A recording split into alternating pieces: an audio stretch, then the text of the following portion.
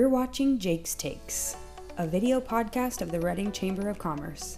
Here's President and CEO, Jake Magus.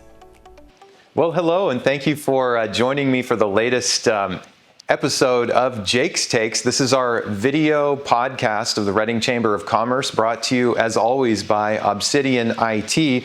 I want to thank Obsidian for sponsoring this video podcast. Obsidian IT is a Reading-based employee-owned technology company providing simple, scalable, outsourced IT for your business. Discover how Obsidian cares about IT and give them a call today at 242-6000, of course 530-242-6000, or visit obsidianit.com. Thank you to the team for helping make this possible for us. So why are we doing this video podcast? Of course, it's to keep you updated on what the latest information is coming out of the Chamber of Commerce and also coming from the business community to us. One of the ways that we ask our members, what's most important to them is through surveys. So I know Taylor Dawson, our marketing and communications coordinator, has been asking a lot of you lately. There have been 3 surveys out recently. One is the Golden Valley Bank Reading Chamber of Commerce Business Confidence Survey. The second is a survey that's out on behalf of Shasta College to help them to get some insights on developing ongoing training for you and your employees going forward. And then there's a third survey out of Assemblywoman Megan Daly's office that focuses on property crime in the state of California, which we heard recently from a Dan Walters article in the Sacramento Bee. Crime in California is on the rise from last year to this year.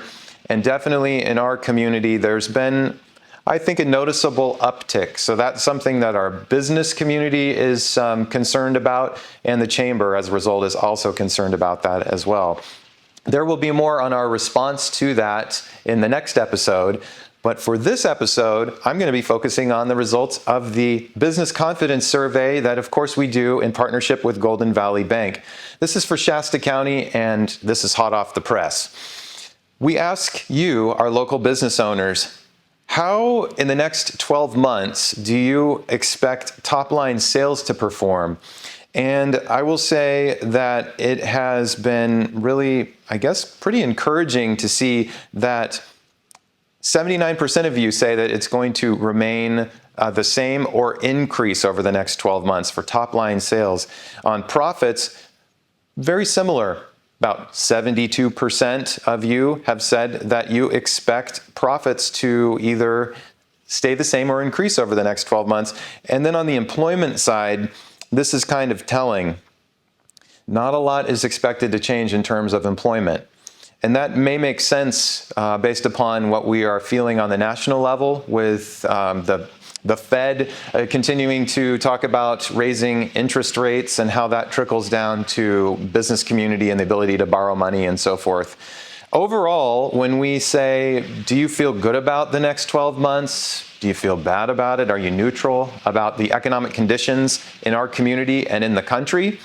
50 is a neutral number. And for the first time in quite some time, the number that we have here aggregated is 49.7, so just slightly lower than neutral. It's a trend that's about 2% lower than it was the last time we asked you to report this to us in March of 2023. And when we ask the question, how will general business conditions in Shasta County change in the next 12 months? Well, 40% of you think that they're going to be worse. 30% say they'll remain the same, and 30% say they're going to be better. So thank goodness for the optimists. I think that business owners in general are an optimistic bunch. I mean, you're starting your business or you're opening for business with the intent that you're going to make money, you're going to be successful, you're going to employ people, you're going to make a difference, all of those things. In the United States, as a whole, as a nation, how do you think that the U.S. business conditions are going to fare in the next 12 months? A little bit more pessimism here. Maybe it's driven by what we see every day on media sources or read online, but 60% say that they think things are going to be worse in this country in terms of business conditions in the next 12 months. 26% say they'll remain the same. 14% say that they will be better. And then finally, the hot topic. We asked you to identify to us the top issues affecting your business. And the first one didn't really come as a surprise to me, and that is inflation and cost of goods. Whether it's a loaf of bread or a gallon of gas or buying lumber, or whatever it might be, those costs have increased pretty significantly over the last couple of years, and that continues to affect you in your ability to remain in business and remain profitable and get your people paid and all of those things. The second biggest issue is attracting and retaining employees. Again, that's something that we've heard from our business community for quite some time.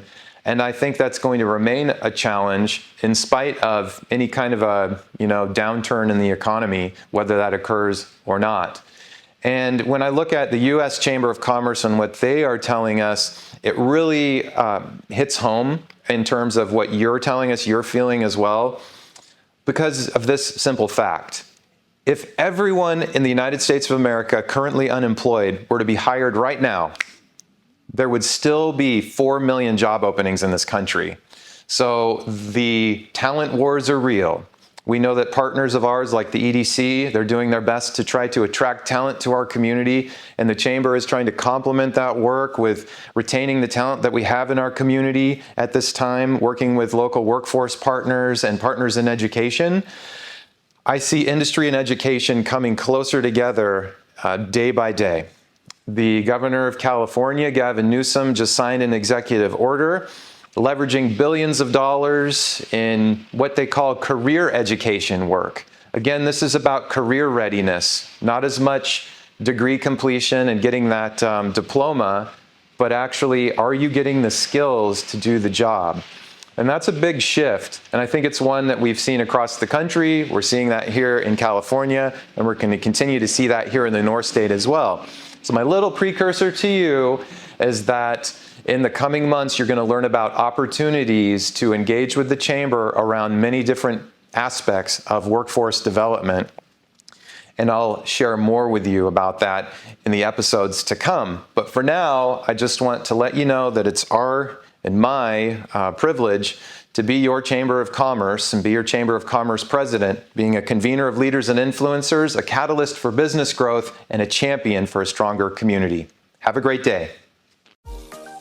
Jake's Takes is brought to you by Obsidian IT, simple, scalable, outsourced IT, and by the community funding partners of the Reading Chamber of Commerce. Thanks for watching.